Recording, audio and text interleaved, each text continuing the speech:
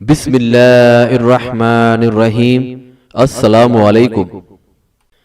آج میں بیان کروں گا خلافت امیر المومنین معاویہ بن ابی سفیان رضی اللہ تعالی عنہ کا۔ جب حضرت معاویہ رضی اللہ تعالی عنہ نے منصب خلافت سنبھالا تو معاملہ خلافت سے ملوکیت میں تبدیل ہو گیا۔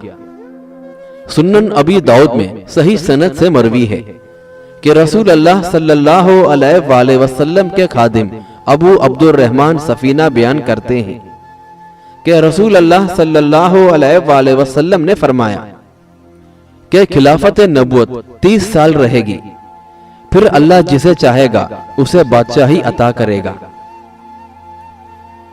پھر حضرت سفینہ رضی اللہ تعالی عنہ نے فرمایا حضرت ابو بکر رضی اللہ تعالی عنہ کی خلافت 2 سال، حضرت عمر رضی اللہ تعالی عنہ کی 10 سال، حضرت عثمان رضی اللہ تعالی عنہ کی 12 سال، حضرت علی رضی اللہ تعالی عنہ کی 6 سال، یعنی خلافت کے یہی کل 30 سال بنتے ہیں۔ اسی روایت کو ابو داؤد نے صحیح سند سے روایت کیا ہے۔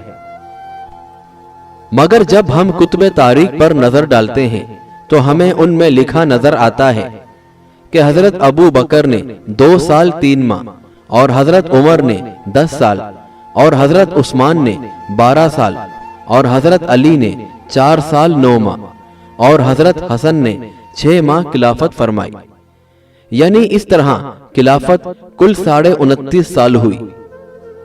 حضرت ابو عبید اللہ رضی اللہ تعالی عنہ عامر بن جرح بیان کرتے ہیں کہ رسول اللہ صلی اللہ علیہ وآلہ وسلم نے فرمایا کہ تمہارے دین کا ابتدائی دور نبوت اور رحمت کا دور ہوگا، پھر بادشاہت اور رحمت کا دور ہوگا، پھر پس درجے کی بادشاہت، پھر بے رحم بادشاہت۔ یعنی تمہارے دین کا ابتدائی دور نبوت اور رحمت کا دور ہے۔ اس سے مراد مومنین کے لیے حضور اکرم صلی اللہ علیہ وآلہ وسلم کی امامت، پھر ابو بکر، عمر، عثمان اور علی رضی اللہ تعالی عنہ کی امامت مراد ہے۔ پھر بادشاہت اور رحمت کا دور ہوگا، اس سے مراد حضرت معاویہ رضی اللہ تعالی عنہ کا دور حکومت ہے۔ اور پست درجے کی بادشاہت کا دور سے مراد یہ ہے کہ حضرت معاویہ رضی اللہ تعالی عنہ کے بعد کا دور ہے، چاہے وہ یزید کا دور ہو یا اس کے بعد والوں کا۔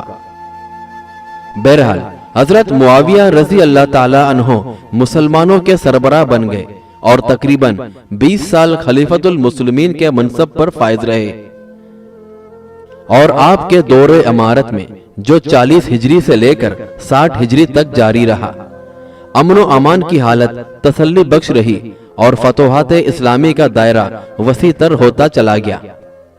اور اسی عرصے میں سیدنا حسن بن علی رضی اللہ تعالی عنہ وفات پا گئے۔ یہ بھی کہا گیا کہ انہوں نے زہر سے وفات پائی، اور بعض لوگوں نے دیگر وجوہات ذکر کی ہیں۔ بہرحال 56 ہجری میں حضرت معاویہ رضی اللہ تعالی عنہ نے لوگوں کو حکم دیا کہ ان کے بعد ان کے بیٹے یزید کی بیعت کریں۔ حضرت معاویہ نے اس موقع پر اپنے پیش رو خلفاء کی سنت سے عدول کیا، کیونکہ رسول اللہ صلی اللہ علیہ وآلہ وسلم نے اپنے بعد خلافت کے معاملے کو لوگوں کی مرضی پر چھوڑ دیا۔ یہ حضرت ابو بکر صدیق رضی اللہ تعالی عنہ کو خلیفۃ المسلمین نامزد کر گئے۔ پھر حضرت ابو بکر صدیق رضی اللہ تعالی عنہ نے حضرت عمر رضی اللہ تعالی عنہ کو نامزد کر دیا۔ پھر حضرت عمر رضی اللہ تعالی عنہ آئے اور انہوں نے 6 افراد کو نامزد کر دیا، اور اپنے بیٹے عبداللہ بن عمر اور چچا زاد بھائی سعید بن زید رضی اللہ تعالی عنہ کو خارج کر دیا۔ پھر حضرت عثمان رضی اللہ تعالی عنہ آئے اور انہوں نے کسی کو نامزد نہ کیا۔ پھر حضرت علی رضی اللہ تعالی عنہ آئے، انہوں نے کسی کو نامزد نہ کیا۔ اور حضرت حسن رضی اللہ تعالی عنہ حضرت معاویہ رضی اللہ تعالی عنہ کے حق میں دستبردار ہو گئے۔ حضرت معاویہ رضی اللہ تعالی عنہ سے کہا گیا یا تو آپ امر خلافت کو اس طرح رہنے دیں جس طرح حضور اکرم صلی اللہ علیہ وآلہ وسلم نے رہنے دیا تھا، یا پھر ایسے کرو جیسے ابو بکر صدیق رضی اللہ تعالی عنہ نے کیا، کہ اپنے بعد اس شخص کو خلیفہ بناؤ جو آپ کے گھرانے سے نہ ہو، یا پھر حضرت عمر رضی اللہ تعالی عنہ کی طرح کر دو کہ انہوں نے معاملہ 6 آدمیوں پر چھوڑ دیا تھا جو ان کے گھرانے سے نہ تھے، یا پھر اس معاملے کو حضرت عثمان رضی اللہ تعالی عنہ کی طرح یوں ہی رہنے دیں تاکہ مسلمان جسے چاہیں خلیفہ منتخب کر لیں۔ لیکن انہوں نے اسی بات پر اصرار کیا کہ یزید ہی ان کے بعد خلیفہ ہوگا۔ اس طرح آپ نے اس موقع پر افضل طریقہ چھوڑ دیا۔ شاید آپ ڈرتے تھے کہ اس مسئلے کو شورا پر چھوڑنے سے دبے ہوئے فتنے کی چنگاری پھر بھڑک اٹھے گی۔ نیز آپ کو اندازہ تھا کہ اطاعت، امن اور قوت اس گروہ کے پاس ہے جس میں ان کا بیٹا یزید ہے۔ بہرحال اہل سنت و جماعت کہتے ہیں کہ یہ بیعت صحیح تھی، لیکن انہوں نے 2 چیزوں کی بنا پر اس بیعت کو ناپسند کیا ہے۔ نمبر 1، وہ کہتے ہیں یہ جدید بدعت تھی کیونکہ انہوں نے خلافت کو اپنی اولاد کی تحویل میں دے دیا، گویا اب وہ وراثت بن گئی، حالانکہ اس سے پہلے وہ شورا کی ثوابدید پر تھی، اور اس بات پر نص تھی کہ یہ اس کے سپرد کی جائے جو قریبی رشتہ دار نہ ہو۔ تو پھر بیٹے جیسے قریبی رشتہ دار کو کس طرح خلافت سونپ دی جائے؟ اس قاعدے کی بنا پر بیٹے کی شخصیت چاہے کیسی ہی کیوں نہ ہو، اس منصب کے لیے اس کی بیعت لینا ٹھیک نہیں۔ اس لیے اہل سنت بنیادی طور پر خلافت کو وراثت تسلیم نہیں کرتے۔ اور نمبر 2، اس وقت وہ لوگ بھی موجود تھے جو یزید سے زیادہ اہل اور خلافت کے حقدار تھے، جیسے حضرت عبداللہ بن عمر فاروق، حضرت عبداللہ بن زبیر اور حضرت حسین بن علی رضی اللہ تعالی عنہ، اور اس طرح کے دیگر صحابہ کرام۔ بہرحال یہ تو ہے اہل سنت کا نقطہ نظر۔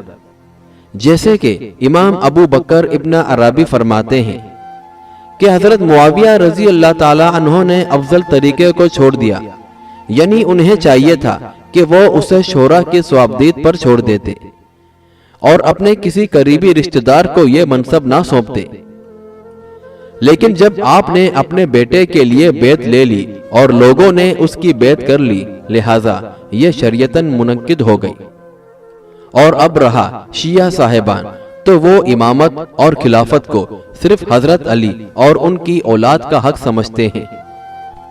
چنانچہ وہ صرف یزید کی بیعت کو ہی برا نہیں سمجھتے، بلکہ ہر اس بیعت کو برا سمجھتے ہیں جو حضرت علی رضی اللہ تعالی عنہ اور ان کی اولاد کے علاوہ دوسروں کے ہاتھ پر ہو۔ لہٰذا وہ حضرت ابو بکر، حضرت عمر، حضرت عثمان، حضرت معاویہ رضی اللہ تعالی عنہ وغیرہ سب کی بیعت کو برا سمجھتے ہیں، کیونکہ وہ سمجھتے ہیں کہ نسخ کے اعتبار سے حضرت علی اور ان کی اولاد ہی قیامت تک کے لیے خلافت کے حقدار ہے۔ بہرحال امام ابن کثیر رحمت اللہ علیہ ایک قصہ بیان کرتے ہیں کہ عبداللہ بن مطیع اور ان کے ساتھی سیدنا محمد بن علی مرتضی بن ابی بہرحال امام ابن کثیر رحمت اللہ علیہ ایک قصہ بیان کرتے ہیں کہ عبداللہ بن مطیع اور ان کے ساتھی سیدنا محمد بن علی مرتضی بن ابی طالب کی خدمت میں حاضر ہوئے اور ان سے مطالبہ کیا کہ وہ یزید کی بیعت توڑ دیں، لیکن انہوں نے انکار کر دیا۔ عبداللہ بن مطیع کہنے لگا، یزید بن معاویہ شراب پیتا ہے اور نماز چھوڑ دیتا ہے۔ محمد بن علی مرتضی فرمانے لگے، جو کچھ تم بیان کرتے ہو میں نے اس میں نہیں دیکھا۔ میں اس کے پاس گیا اور وہاں قیام کیا، میں نے اسے نماز کا پابند اور خیر کا متلاشی پایا ہے۔ وہ دین کے مسائل پوچھتا ہے اور سنت کی پیروی کرتا ہے۔ وہ کہنے لگے، وہ آپ کو دکھلانے کے لیے یہ سب کچھ کرتا تھا۔ محمد بن علی مرتضی نے جواب دیا، اسے میرا کیا ڈر تھا یا مجھ سے کیا لالچ تھی؟ بھلا جو کچھ تم مجھے بتا رہے ہو وہ تمہیں اطلاع دے کر کرتا ہے؟ وہ کہنے لگے، اگرچہ ہم نے اسے یہ سب کچھ کرتے نہیں دیکھا، لیکن ہمارے نزدیک یہ سچ ہے۔ حضرت محمد بن علی مرتضی رضی اللہ تعالی عنہ فرمانے لگے، اللہ تعالیٰ نے شہادت والوں کی ایسی شہادت کو رد کر دیا ہے۔ اور پھر آپ نے سورہ زخرف کی آیت نمبر 86 پڑھی، اِلَّا مَنْ شَاهِدَ بِالْحَقِّ وَهُمْ يَعْلَمُونَ، ہاں مگر جو حقیقی شہادت دیں اور انہیں معلوم ہو۔ بہرحال یزید کی شخصیت پر چیتوں، بندروں سے کھیلنے اور شراب نوشی یا دیگر فسق فجور کے الزامات صحیح سند سے ثابت نہیں ہو سکے، اس لیے ہم ان کی تصدیق نہیں کر سکتے، اور ہر مسلمان کے متعلق اصل یہ ہے اسے بے گناہ سمجھا جائے جب تک کہ اس کے متعلق یقینی شہادت سامنے نہ آ جائے۔ لہٰذا ہم کہتے ہیں کہ اس کا علم اللہ تعالیٰ کے پاس ہے۔ لیکن محمد بن علی مرتضی کی باتوں سے یہ بات ظاہر ہوتی ہے کہ اس میں یہ عیب نہ تھے۔ یزید کے حالات کا علم اللہ تعالیٰ کے پاس ہے، اور ہمیں اس بات کی فکر بھی نہیں کرنی چاہیے، کیونکہ اس نے اپنے ذاتی افعال کا جواب اپنے رب کو دینا ہے۔ اگر ہم فرض کر لیں کہ یزید واقعی فاسق تھا تو پھر بھی اس طریقے سے اس کے خلاف خروج کرنا واجب نہ تھا۔